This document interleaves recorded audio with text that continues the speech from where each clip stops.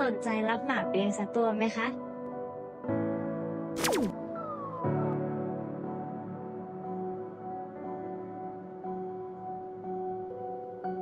ุ่มซ่ามจริงๆแล้วนี่ใครสั่งใครสอนให้แต่งตัวแบบนี้มาออฟฟิศอยากให้พี่สาวมองคนเดียวอ่ะแล้วก็เลิกยุ่งวุ่นวายกับฉันสักทีฉันไม่รู้สึกอะไรกับเธอเพียงไม่เชื่อ Welcome back, GL fans.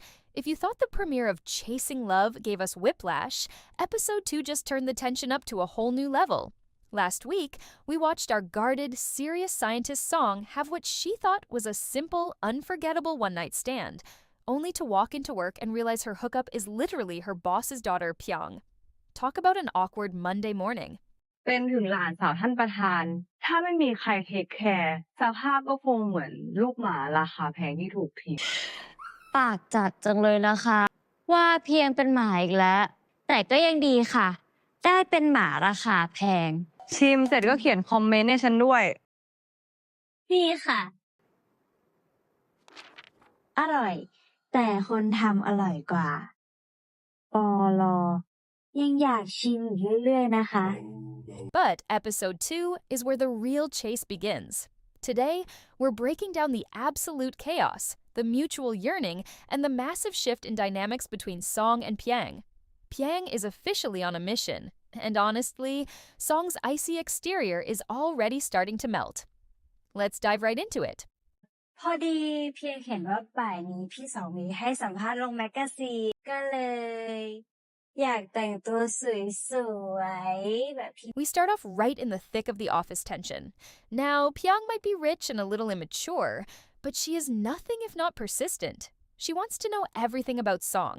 In fact, she goes so far as to practically stage an interview process just to dig up information on her favorite scientist. นี่แกจะให้ฉันไปสัมภาษณ์ใครนะ คนนี้เลย ฉันอยากรู้เรื่องราวในชีวิตเขา นี่มันคุณสองนี่แกรู้จักเขาเหรอ หยุด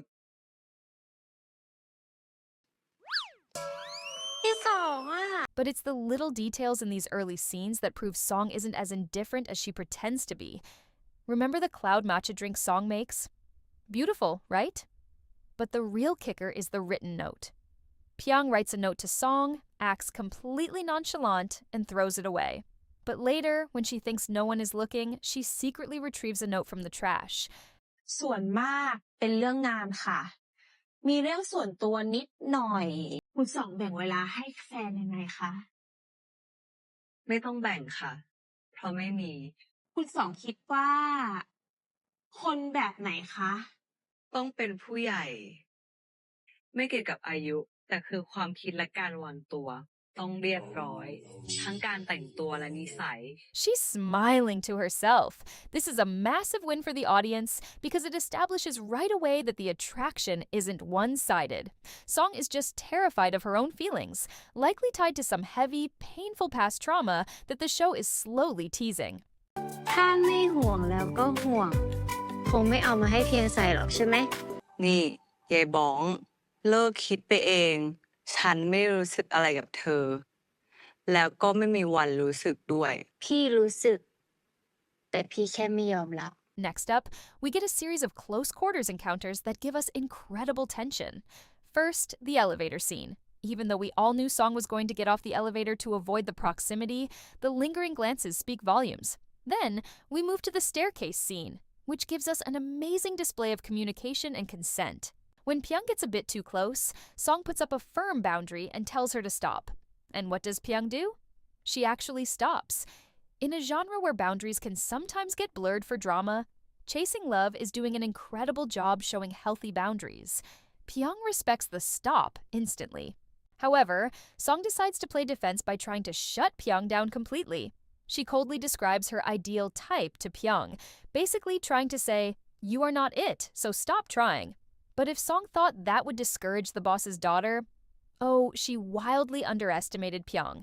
ขอโทษค่ะ ได้ยินฉันแล้วนะเพื่อน คนที่เขาชอบตรงข้ามกับแกทุกประการเลยว่ะ ม่อนเกิดอะไรขึ้นหรือเปล่า เราแค่ต้องให้เวลาโยเพียงทำใจนิดนึง งั้นเพียงคงต้องขอรบกวนพี่ ไหนไม่ชอบคนวิ่งตามไงคะ แล้วทำไมทำซะเองล่ะ เด็กบ้าเอ้ย This brings us to what might be the funniest and most iconic sequence of the episode, Piang's total transformation.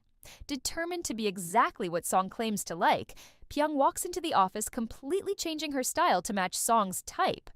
The look on Song's face? Priceless. The looks on Ploy and Matika's faces?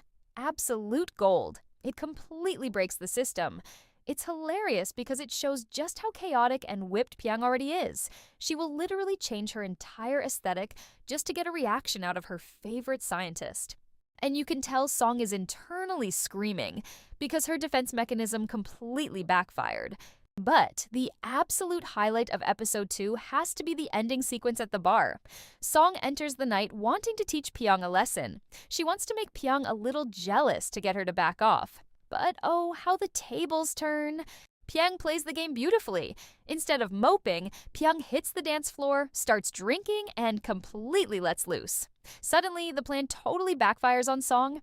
Instead of making Piang jealous, Song is the one sitting at the bar, nursing her drink, looking absolutely green with envy watching Piang dance. The chemistry here is electric.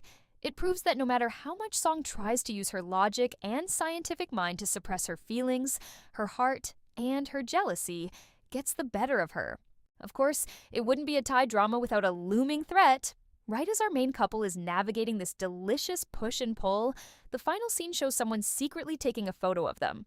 My money is on Song's workplace rival, and judging by the preview for episode 3, this photo is going straight to Piang's formidable grandma, who is giving off major villain of the story energy. Song and Piang's romance is moving fast, but the roadblocks are officially arriving. What did you think of Piang's transformation, and how fast do you think Song is going to fully crack? Drop your thoughts in the comments below, smash that like button, and subscribe for next week's recap. See you next time! Want more queer content? Then please subscribe and hit the notification bell.